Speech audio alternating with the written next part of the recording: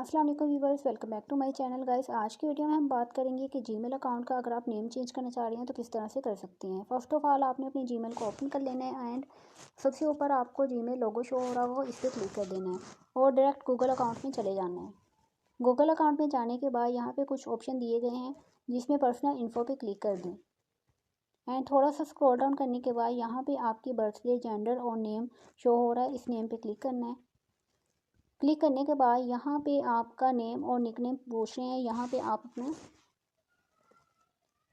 Name add कर दें। ठीक है, यहाँ पे मैं लिख दूँगी, थोड़ा सा मैं चेंज कर रही हूँ यहाँ पे हयात, और उसके बाद कर देंगे सेव।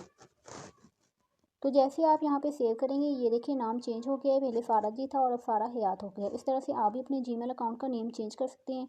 और कोई क्वेश्चन हो तो आप मुझे कमेंट करके पूछ सकते हैं। मिलते हैं अपनी नेक्स्ट वीडियो में, तब तक के लिए अल्लाह हाफ़िज़।